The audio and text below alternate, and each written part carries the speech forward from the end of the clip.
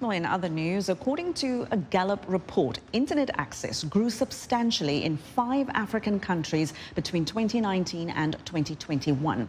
However, sub-Saharan Africa still remains one of the least connected parts of the globe. Now, for some perspective, VOA's Paul Ndiho spoke with RJ Reinhart, an analyst, writer and editor for Gallup.com. As part of Gallup's World Poll, every year we ask individuals around the globe if they have access to the internet. We have a specific question. Literally, it's, do you have access to the internet in any way, whether on a mobile phone, a computer, or some other device? And in our data from sub-Saharan Africa, we found some substantial, meaningful increases in internet access in a number of countries. The largest increase we saw was actually in South Africa, where there was a 14 percentage point increase, rising from 52% in 2019 to 66% of the population now has access to the internet. We also saw in Senegal a 10-point increase from 41% to 51% of the population with Africa. In Guinea, a similar 10% increase from 23% to 33%.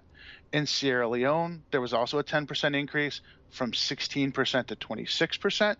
And finally, in Nigeria, we also again saw a 10% increase from 26 to 36%. What factors led to that? What do you think contributed to some of those countries performing better than the others? It's hard for us to draw any real causal conclusions about this, but we know at the same time that these increases were going on, there was quite a bit of both public and private investment going on in the infrastructure for the internet in the region. For instance, the World Bank in 2021 invested $250 million in internet infrastructure, particularly in South Africa, Nigeria, and Kenya. And that was really where they had a lot of their data centers to try to build internet access across Africa, and more specifically sub-Saharan Africa. What do you think is hindering the development of internet access across the board? We do know that there is a lack of infrastructure in a lot of countries.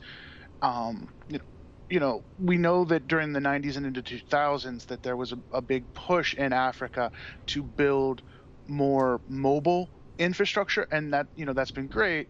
But again, maintaining that and finding the money, especially during the current situation on the world, is difficult, especially when you've got issues concerning inflation, and also now food prices are just skyrocketing due to disruptions from the Ukrainian war. Really continuing the momentum that at least some of these countries have is going to be difficult. How does Africa compare to the rest of the world? Africa is typically one of the less connected regions of the world. It's really kind of behind. It's really only above South Asia in terms of connections.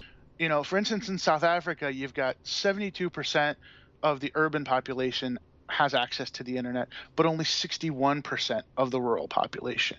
And if you look at Nigeria, that's even more stark. 56% of individuals living in an urban area have internet access, but only 32% of individuals in rural areas. Reinhart, thank you so much for your insight.